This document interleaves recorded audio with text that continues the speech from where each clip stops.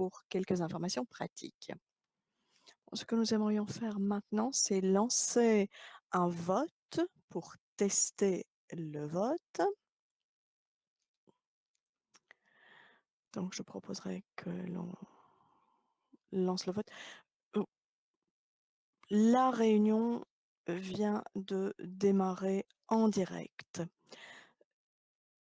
Oui, je vous demanderai de bien vouloir utiliser le projet d'ordre du jour pour tester le système de vote et je vous propose d'ouvrir le vote pour l'adoption de ce projet d'ordre du jour. Oui, donc ce qui est soumis au vote est le projet et l'adoption pardon, du projet d'ordre du jour.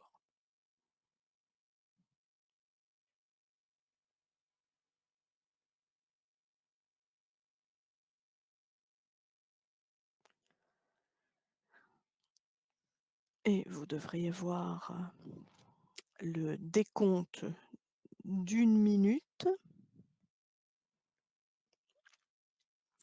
en haut à droite de votre écran.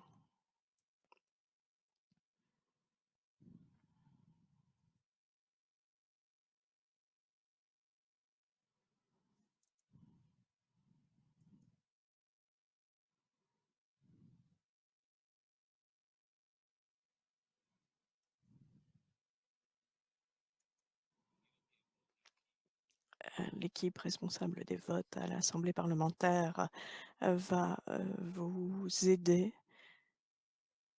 Oui, chez moi cela dit: «Seuls les participants éligibles peuvent voter». Pourtant vous devriez avoir la possibilité de voter.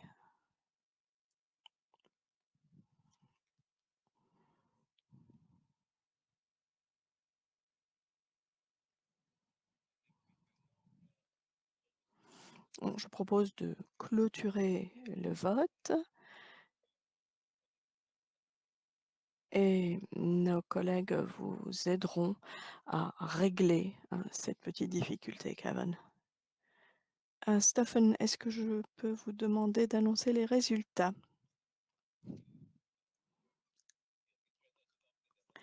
L'agenda est adopté. 2 personnes ont voté pour, personne ne s'est abstenu, personne n'a voté non. Donc, nous avons le quorum nécessaire. Parfait. Alors, je propose maintenant d'entendre un résumé, des réunions, de Londres et les 2 réunions en ligne de juillet et de septembre. Vous avez dû voir les, résumés. Est-ce que vous avez des objections à lever à ces résumés des réunions? Avez-vous des commentaires? A-t-on des demandes de parole pour commentaires? Je crois que nous pouvons considérer que c'est adopté par acclamation. Alors retestons le système de vote si vous le voulez bien.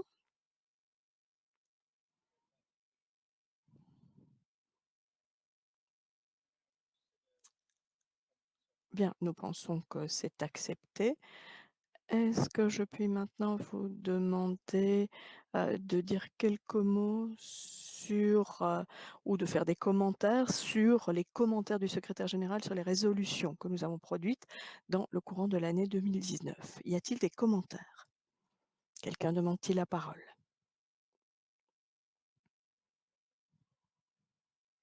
Des demandes de parole, Stéphane? Non, personne ne demande de parole. Donc, nous passons au point suivant de l'ordre du jour, c'est-à-dire la considération du projet de rapport général, sur les armes hypersoniques. Ah, pardon, Susan Davis est actuellement, heu, occupée par un vote, au Congrès américain. Donc elle demande, que l'on inverse l'ordre du jour. Très bien. Alors, je propose le projet de rapport, sur la, guerre urbaine, et je demanderai à, Philippe Michel Klasbauer de bien vouloir prendre la parole. Philippe? Oui, Philippe nous rejoint.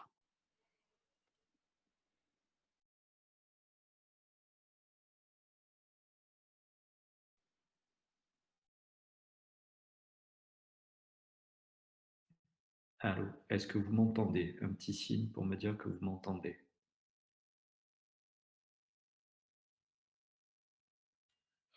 Yes, Yes, we can hear you. thank you. Thank you, Kevin. Bon, merci. Euh, Merci, Monsieur le Président et mes chers collègues. Je me réjouis donc de vous présenter ce projet de rapport sur le combat au milieu urbain qui a été légèrement révisé depuis notre dernière réunion en juillet pour refléter vos excellents propos lors de la séance. Permettez-moi d'abord de brièvement vous rappeler les points principaux du rapport. D'ici 2050, près de 70% de la population mondiale vivra dans les zones urbaines.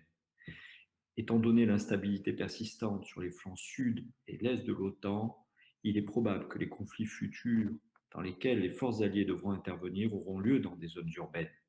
Je rappelle, en 2030, 41 mégapoles, c'est-à-dire des villes de plus de 10 millions d'habitants, seront recensées dans le monde. Et 2030, c'est l'horizon du travail de notre groupe d'experts et de notre assemblée. Donc c'est demain. Le milieu urbain est un environnement complexe pour les forces modernes. Les zones urbaines présentent un terrain et une infrastructure difficiles et sont souvent densément peuplées. La présence de civils et d'infrastructures vitales complique la planification militaire et le ciblage. Bien entendu, la protection de la population civile et le respect pour le droit international humanitaire sont des priorités pour les forces de l'OTAN. Pourtant, nos adversaires n'adhèrent souvent pas aux mêmes normes. Le Conseil de l'Atlantique Nord a présenté en 2019 un concept global pour les opérations militaires conjointes en zones urbaines. En outre, l'Organisation pour la science et technologie, STO, de l'OTAN, s'est chargée d'identifier les technologies les plus importantes pour répondre aux besoins militaires en zone urbaine. La préparation aux futurs combats urbains nécessite l'adaptation des entraînements et des exercices. De plus, le succès des futures opérations urbaines dépendra de la capacité à contrôler l'information et le cyberespace. Les technologies émergentes peuvent aider les forces de l'OTAN à combler les défis que présentent les zones de combat en milieu urbain. Aussi, les technologies de l'information seront essentielles pour assurer le commandement et le contrôle. Les nouveaux types de capteurs et les véhicules aériens sans pilote favoriseront une meilleure connaissance de la situation. La robotique et les nouveaux matériels amélioreront la protection des forces. Enfin, l'intelligence artificielle augmentera la capacité de compiler, de trier et de hiérarchiser et diffuser les informations recueillies. Cependant, les progrès technologiques bénéficient également à l'adversaire. Les acteurs non étatiques et terroristes, tels que Daesh ou les insurgés dans l'est de l'Ukraine, exploitent déjà les nouvelles technologies, notamment en utilisant des drones. Permettez-moi maintenant de mettre en avant certaines révisions qui ont été intégrées dans le rapport depuis notre dernière réunion.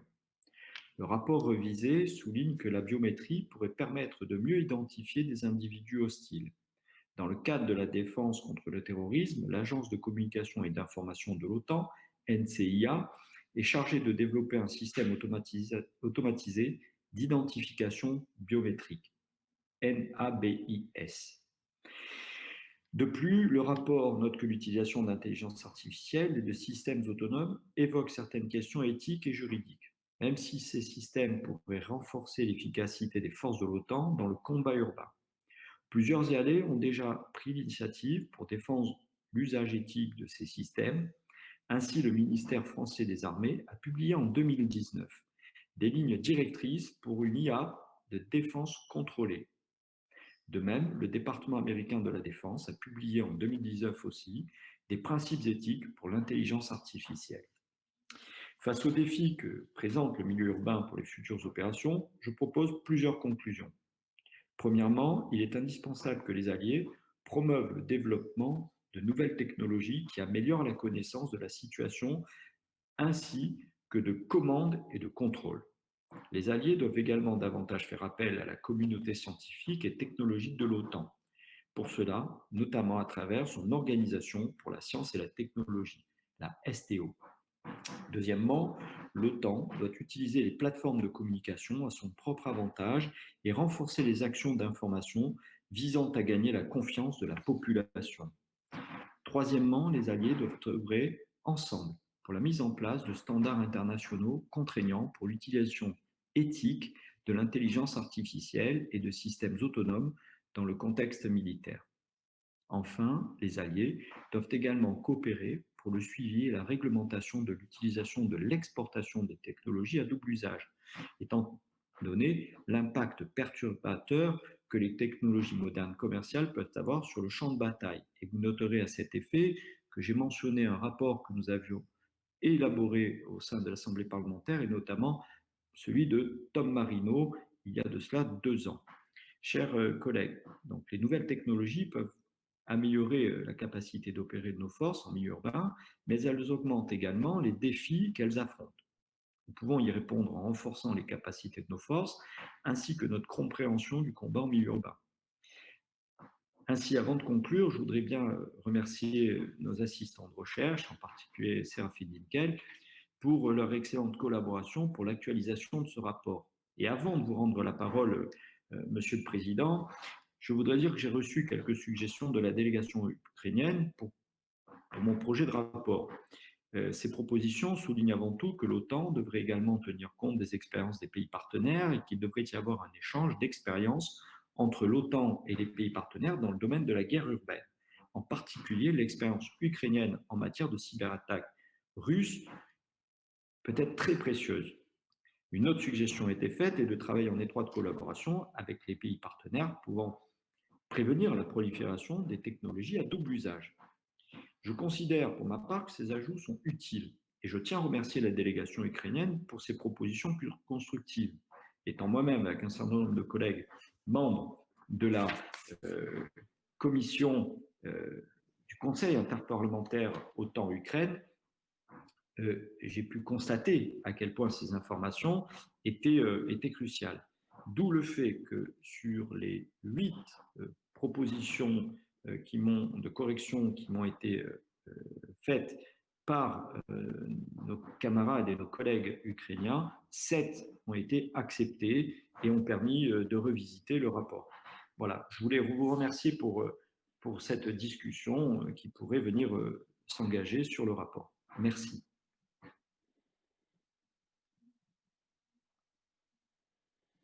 Can I thank you, Philippe Michel, for your Merci beaucoup Philippe pour cet exposé. La parole est au groupe pour commentaires. Stéphane, avons-nous des demandes de parole? Non, il n'y a pas de commentaires supplémentaires, si ce n'est les commentaires reçus au préalable de la délégation ukrainienne. Donc, à moins que d'autres personnes ne souhaitent intervenir et ne demandent la parole, nous pouvons peut-être immédiatement passer au vote. Est-ce que le vote est ouvert, Stephen? Je propose à l'équipe de lancer le vote sur le rapport de Monsieur Klasbach.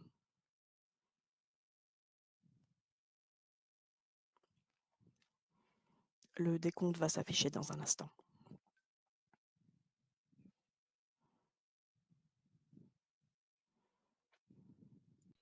Ah oui, Okay. ok, je comprends.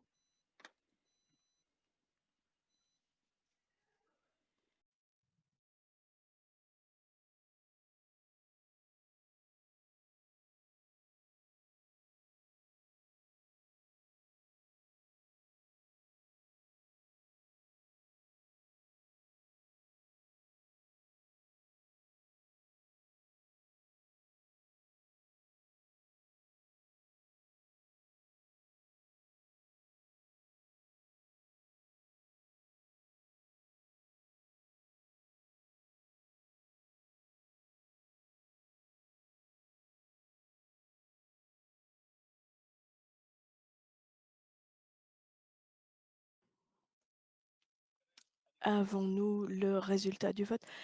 Chers collègues, pourrais-je vous demander à mes collègues de l'Assemblée parlementaire, pourrais-je demander de lancer le vote sur le rapport de Monsieur Kleisbauer?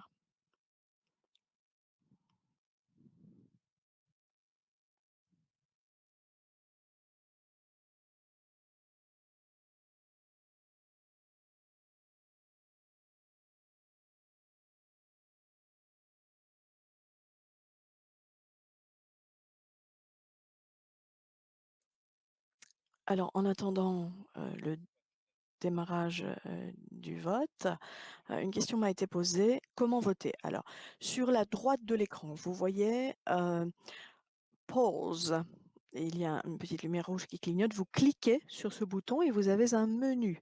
Sur la gauche, vous avez les votes, Polls. S'il y a eu un changement, vous voyez une ligne rouge au-dessus. Si vous regardez Polls, vous cliquez et vous êtes en mesure alors de voir vote numéro 2. Si vous cliquez, vous avez un menu, déroulant que nous sommes, au vote, 2e vote de l'après-midi. Vous avez oui, non, abstention. Et puis vous cliquez sur votre choix, oui, non, abstention, yes, no, abstain et puis vous cliquez sur submit ou soumettre, ou envoyer si vous avez le menu en français.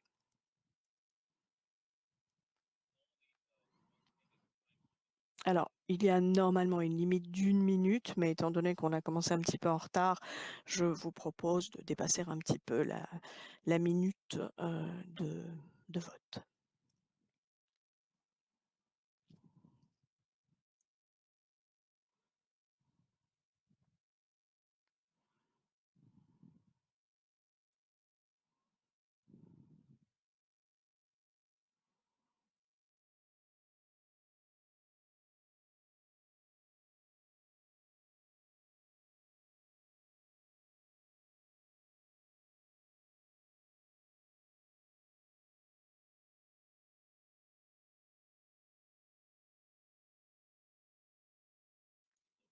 Voilà, nous allons maintenant clore la procédure de vote.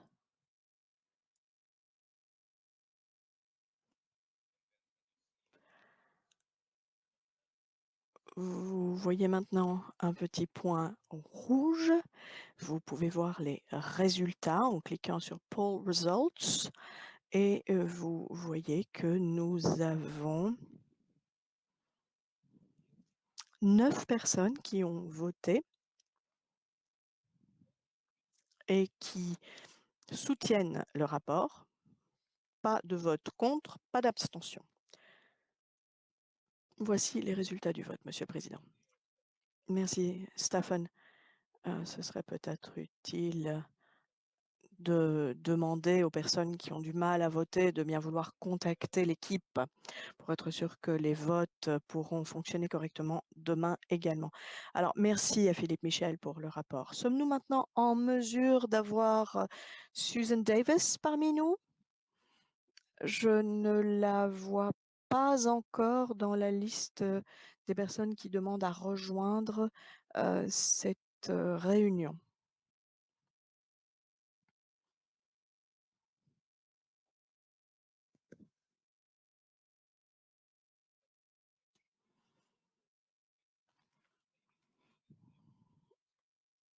Ah, je vois quelqu'un de son équipe qui est présent, donc Susan est peut-être parmi nous.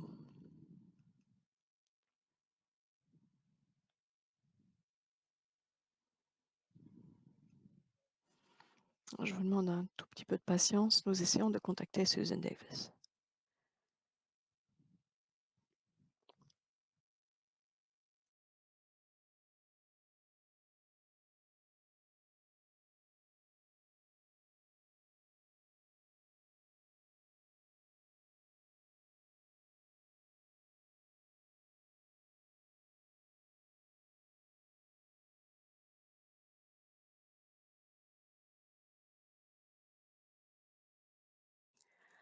Puis-je faire une proposition, Monsieur le Président? Pour demain, nous avons prévu une information sur, la planification des activités pour 2021.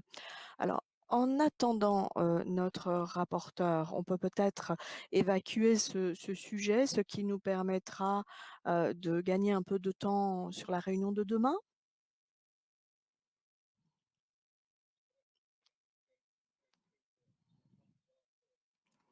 Bien, effectivement, je vais passer en revue ce que nous avons prévu de faire. Le travail de la commission se concentrera sur 3 domaines particuliers: les armes biologiques qui découleront du rapport spécial sur la Covid. C'est d'ailleurs un domaine dont on a brièvement parlé, lors de la réunion conjointe avec, l'exposé sur l'espace. last year in Singapore, which was NATO's cooperation in science technology field with. Et là, ça portait plutôt sur la coopération avec les partenaires asiatiques en matière de sciences et de technologie. Alors, nous avions envisagé de nous rendre au Japon. C'est quelque chose que nous devrons bien entendu repousser à un autre moment. Il faudra voir quand sera ce moment. Alors, cela pourrait retarder aussi le rapport et donc peut-être faudrait-il envisager un autre rapport pour couvrir cette question. Les membres s'en souviennent sûrement, nous devions nous rendre en Turquie cette année. La Commission souhaite encore s'y rendre. Cette volonté est encore là, donc c'est une question qu'il nous faudra réexaminer. Tout dépendra bien entendu de la situation sanitaire. En tout cas, je sais que notre délégation turque et les membres de la délégation turque souhaitaient véritablement que nous nous y rendions. Après, pour l'espace, nous voulions nous rendre soit en Espagne, soit en France, soit en Allemagne. Dans la commission permanente, hier, nous avions indiqué que de toute façon, toutes les visites dépendraient bien entendu de l'évolution de la situation sanitaire. Et nous envisageons ces visites pour l'année prochaine. Le rapport sur les armes biologiques et les défenses contre les armes biologiques sera particulièrement pertinente et les questions liées à l'espace également. Il y a 2 sujets particulièrement intéressants dans ce domaine. Nous aimerions, je pense, alimenter le débat qui aura lieu au sein de l'OTAN au cours des 12 prochains mois sur cette question. Stéphane, est-ce que quelqu'un souhaite faire des remarques? Non, je ne pense pas. Je dirais que nous comprenons que la situation est compliquée. Nous essayons de nous adapter à cette situation et nous gardons espoir, comme tout le monde, au sein de l'Assemblée, au sein de la Commission. Nous ferons du mieux que nous pouvons au vu des circonstances. Ce qui a été dit à la Commission permanente hier, c'était que les nouveaux membres des délégations devaient tout de même être accueillis comme il se doit. C'est vrai que lorsque nous nous déplaçons, lorsque nous nous rencontrons en personne, ce sera plus simple de les accueillir. Je parlais à un nouveau membre de notre délégation ce matin et très clairement, tout est nouveau pour eux. Et ils ne connaissent pas les membres des différentes délégations, ce qui est un petit peu dommage. Ils ont moins l'impression d'être informés, impliqués. Alors, je disais à ce membre de notre délégation ce matin que plus tôt on pourra se rencontrer, plus on pourra renforcer nos liens, avancer sur nos différents rapports et établir ce dialogue si important qui souvent a lieu aussi autour des réunions de commission que nous organisons. Et je sais que j'apprécie tout particulièrement ces échanges et je sais qu'il en va de même pour d'autres membres de ma délégation et d'autres délégations. C'est ce qui permet d'appuyer le travail de la POTAN et c'est ce qui permet aussi d'appuyer leur travail dans leurs pays respectifs.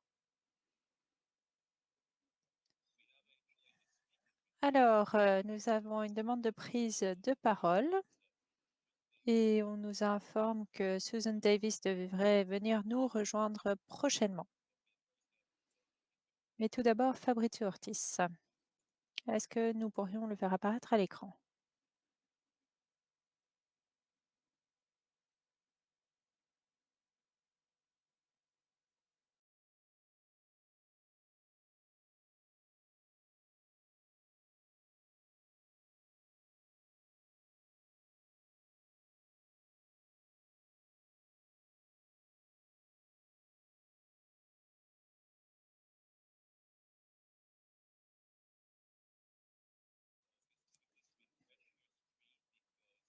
Monsieur Ortiz, est-ce que vous pourriez actualiser votre écran?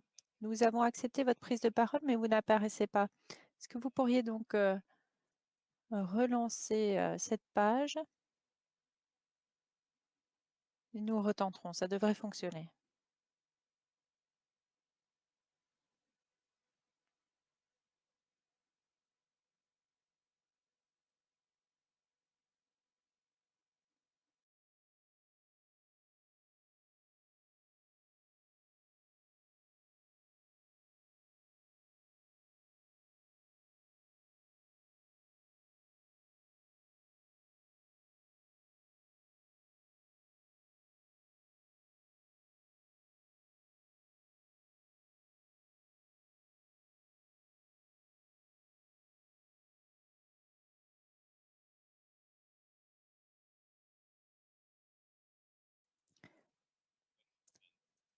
Monsieur Ortiz, est-ce que vous pourriez, s'il vous plaît, rafraîchir donc cette page Kudo et redemander la parole, s'il vous plaît?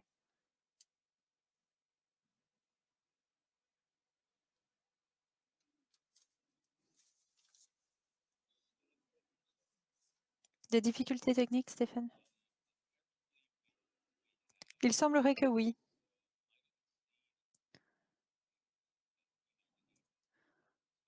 En effet, je ne vois plus de demande de prise de parole. J'imagine que c'est pareil pour vous. Peut-être que Monsieur Ortiz a des difficultés techniques.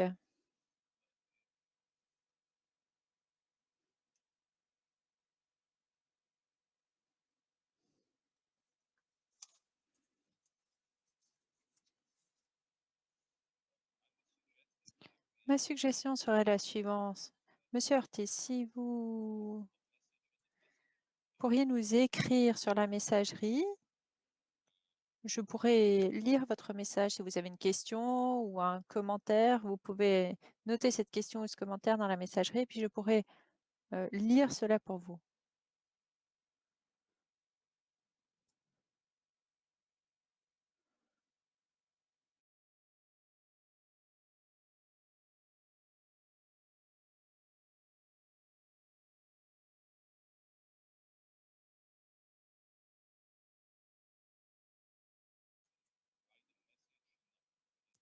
Voilà, donc Monsieur Ortiz va nous écrire son commentaire dans la messagerie, je vais vous le lire. Pas de la communication audiovisuelle, mais ça nous permet d'avancer.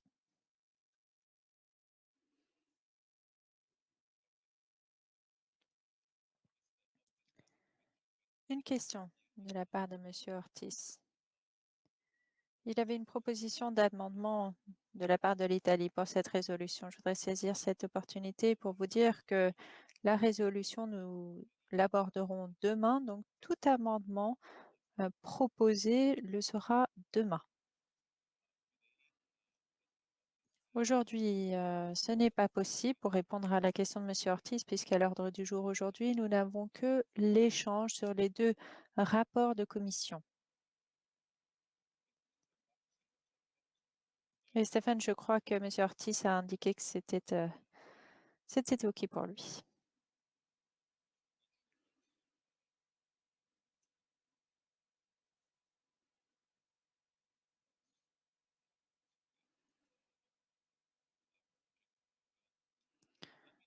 Après, je ne sais pas où est Susan Davis. Je voulais tout simplement vous rappeler que nous avons eu des difficultés pour voter, mais il semblerait que ce soit dû au fait qu'il faut vous connecter avec l'adresse email que vous avez donnée à votre secrétaire de délégation et que eux nous ont donnée.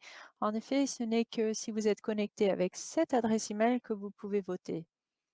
Il y a un nombre de votes possibles limité pour chaque commission. Donc, il faut bien veiller à ce que nous respections tout cela.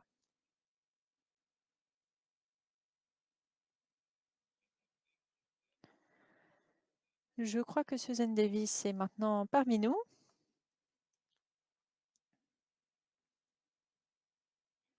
C'est parfait. Il se passe tellement de choses ici en ce moment. J'imagine bien.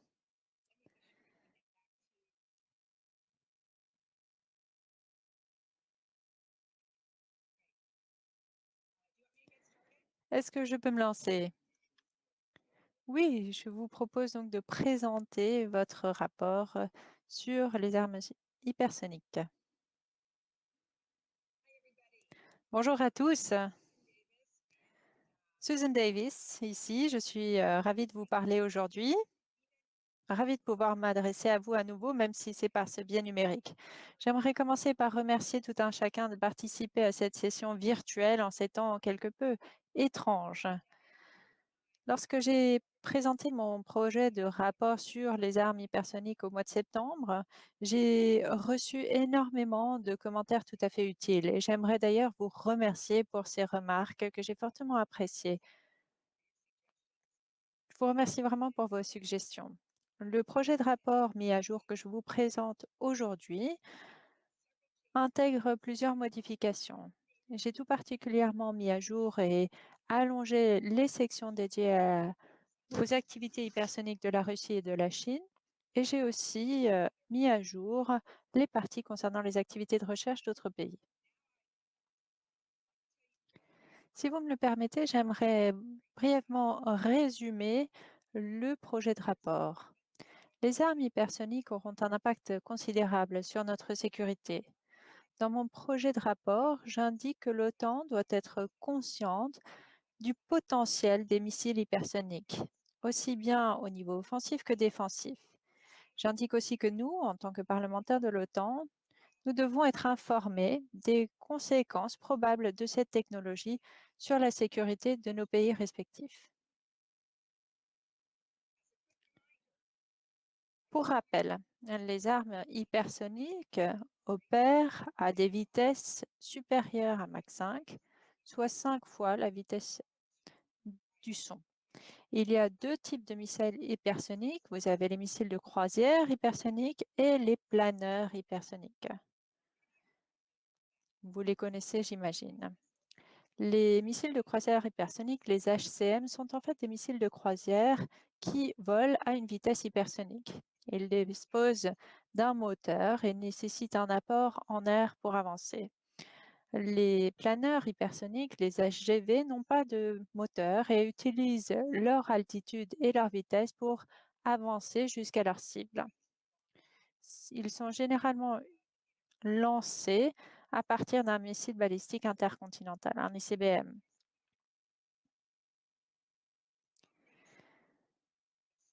C'est l'alliance entre vitesse et manœuvrabilité qui représente le véritable défi. Les missiles hypersoniques pourraient contourner les défenses antimissiles existantes et réduire considérablement le délai d'alerte pour n'importe quelle cible.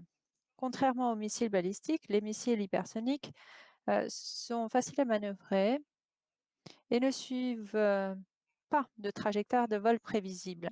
Les missiles hypersoniques ne peuvent être détectés que par des radars au sol, et ce, de façon très tardive. À l'heure actuelle, les radars basés sur les radars sur satellite ou les aéronefs de haute altitude ne peuvent pas pour l'instant détecter la cible de ces missiles que très tardivement. Le projet de rapport identifie les programmes russes et chinois, ainsi que ceux des États-Unis. En Russie, et avant cela à l'Union soviétique, la Russie donc avait lancé sa recherche hypersonique aux alentours des années 80. Le Kremlin avance sur deux programmes d'armes hypersoniques. Tout d'abord, elle travaille sur un planeur hypersonique lancé par un ICBM qui s'appelle Avangard. L'autre est Zircon, un missile de croisière hypersonique à lanceur naval. Dans la version mise à jour du rapport, j'ai ajouté aussi la référence au Kinzhal ou Dagger, qui est un missile balistique de manœuvre à lanceur aérien qui dispose d'un véhicule entrée manœuvrable. Comme elle atteint une vitesse hypersonique, Dagger pourrait aussi être décrite comme étant un missile balistique hypersonique à lanceur aérien. Le dernier test de missile hypersonique russe a eu lieu le 6 octobre. Vous le savez peut-être, c'était pour l'anniversaire de Vladimir Poutine. D'après les médias, la Russie appuierait aussi les efforts de recherche hypersonique de l'Inde par le biais du système BrahMos. La Chine développe elle aussi ses planeurs hypersoniques et des missiles de croisière hypersoniques. La Chine a fait des avancées considérables dans ses programmes d'armes hypersoniques, nous en avons déjà parlé. D'après le rapport de la conférence de sécurité de Munich de 2019, la Chine ne connaît pas d'égal en termes de quantité d'articles couvrant les technologies hypersoniques et publiés dans les ouvrages de recherche scientifique.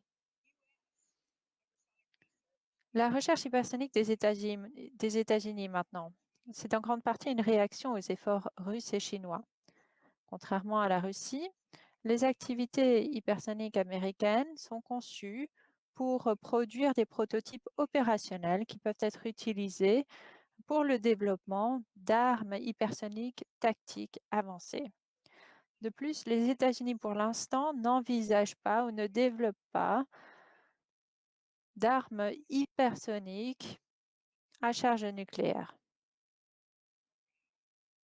Pour l'instant, les efforts hypersoniques américains se concentrent principalement sur le développement de capacités de frappe de précision à courte portée et à portée intermédiaire. Plus la Chine, la Russie et les États-Unis ne sont pas les seuls à travailler sur la technologie. D'autres pays développent aussi une technologie de missiles hypersoniques.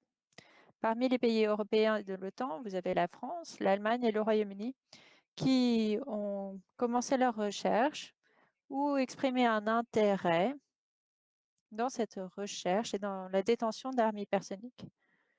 3 pays hors alliance en font de même. L'Inde, l'Australie et le Japon se sont lancés dans le développement de missiles hypersoniques également. En septembre 2020, l'Inde a mené son premier test de ce qui s'appelle le HSTDV, un véhicule pilote. Il s'agit en fait d'un missile de croisière hypersonique autonome à superstatoréacteur. En collaboration avec la Russie, l'Inde développe aussi des missiles de croisière hypersonique qui s'appellent BrahMos 2 et qui devraient pouvoir atteindre une vitesse équivalente à Mach 7. Pour l'instant, les expériences en termes de vol hypersonique ne sont possibles que pour les pays qui disposent de capacités de recherche et développement particulièrement avancées et de ressources financières suffisantes. Mais l'appui russe au projet indien montre que la prolifération de cette technologie hypersonique sera ou est peut-être déjà une question importante et une préoccupation pour les alliés. L'OTAN doit évaluer les conséquences de tout ceci sur la posture de dissuasion et de défense de l'OTAN. Elle doit aussi s'intéresser aux capacités d'adaptation, d'interopérabilité, de maîtrise des armements et de non-prolifération. Dans le projet de rapport, j'indique que les armes hypersoniques sont aussi une opportunité pour nos forces. À titre d'exemple, les armes hypersoniques à charge conventionnelle pourraient permettre aux forces de l'OTAN de détourner ainsi les actifs A2AD d'adversaires potentiels dans le cadre d'un conflit. Cela permettrait de rassurer les alliés de l'OTAN et renforcer la dissuasion. Le projet de rapport indique également que les programmes d'armes hypersoniques alliés peuvent être utilisés comme un poids dans le cadre de négociations sur les accords de maîtrise des armements, ce qui à son tour est bénéfique pour la sécurité des alliés de l'OTAN. Et l'approche à double voie de l'OTAN pourrait être complétée par cette approche, notamment dans les négociations qui ont mené au traité FNI. Le projet de rapport mentionne brièvement le travail effectué par différents alliés de l'OTAN sur les technologies de lutte contre les armes hypersoniques. Les États-Unis, par exemple, évaluent la capacité et la faisabilité d'utiliser un réseau de capteurs en orbite terrestre basse qui permettrait de suivre justement d'éventuels missiles hypersoniques arrivant.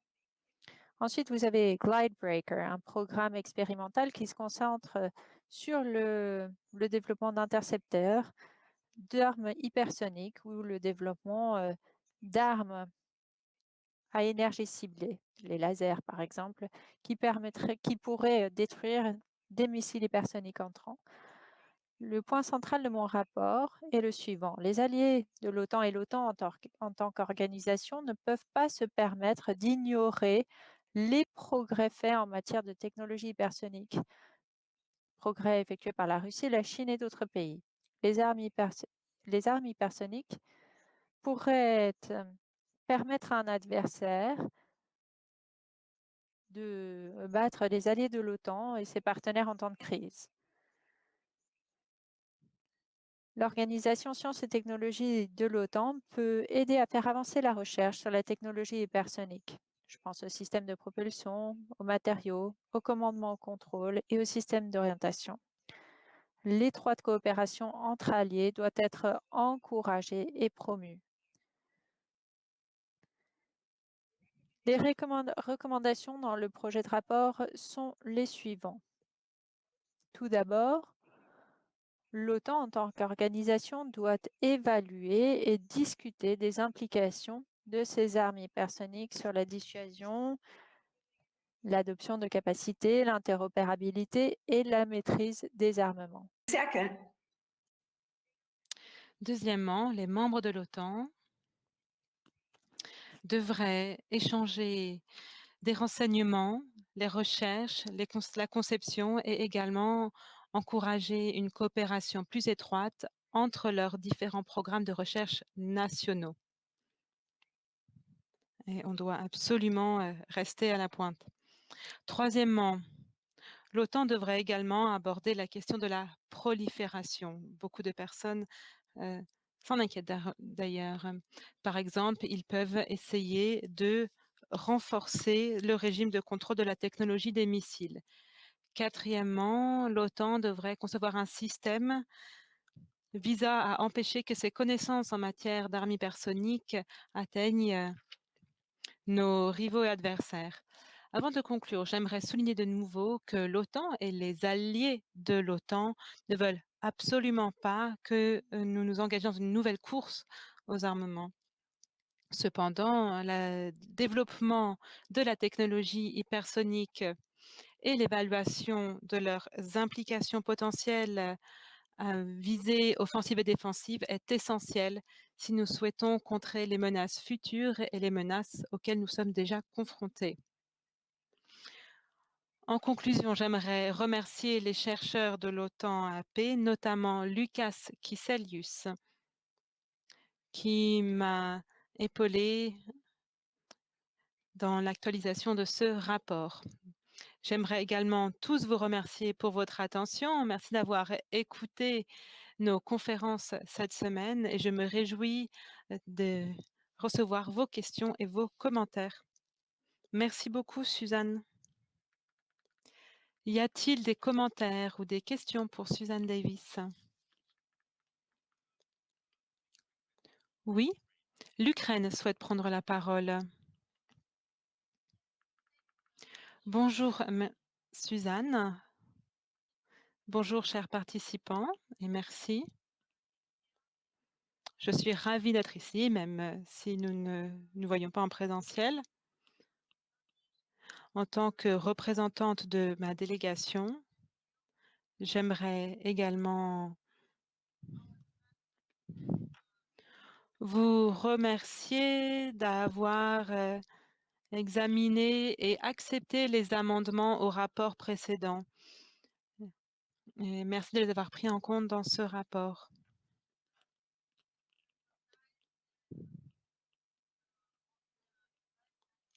J'aimerais revenir sur l'amendement dans le paragraphe 56. Cet amendement parle du développement d'armes hypersoniques et nous avons proposé 2 options d'amendement. Cet amendement parle des systèmes avant-garde lorsque monté sur un missile à faible portée. Et ce missile pourrait représenter un défi encore plus grand pour le flanc est de l'OTAN et notamment pour l'Ukraine. Et notamment si la Russie souhaite déstabiliser davantage la situation en Ukraine et autres pays voisins, notamment la Crimée. Et on aimerait donc justement mentionner ce point-là et le risque de hausse des tensions dans la région, surtout si la Russie s'y attelle. Donc, voilà pour notre amendement paragraphe 56. Et c'était un plaisir, encore une fois, de pouvoir assister, suivre cette assemblée malgré les défis qui se sont présentés. Y a-t-il d'autres demandes de parole? Stephen? Pas pour l'instant, non, dit Stephen. Suzanne, souhaitez-vous répondre?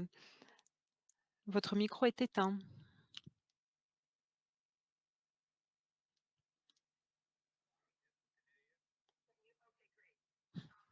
Nous vous entendons. En effet, nous avons pris en compte vos remarques. Et à plus forte raison, c'est pour cela que nous devons agir, que nous devons concrétiser ces recommandations. Et j'accepte et je vous remercie pour votre contribution et votre participation. Et évidemment, on continuera évidemment à prendre en compte vos contributions et celles des autres nations partenaires lorsque vous décrivez les défis auxquels vous faites face. Stéphane, y a-t-il d'autres demandes de parole? Je n'en vois pas. Dans ce cas-là, passons au vote.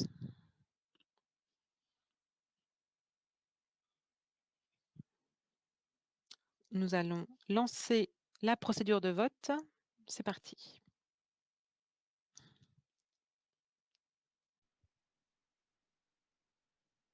The vote on the general report.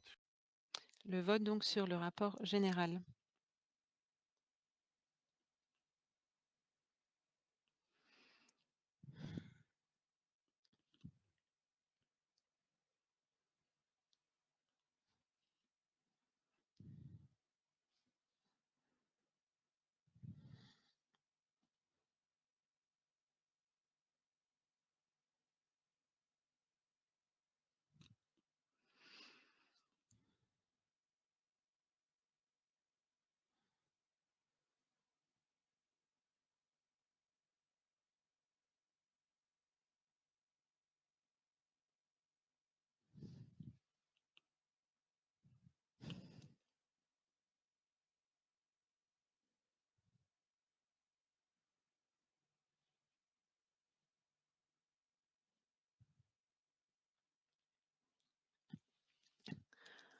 Cela fait donc 1 minute que nous avons ouvert le vote. Nous allons donc pouvoir le clôturer.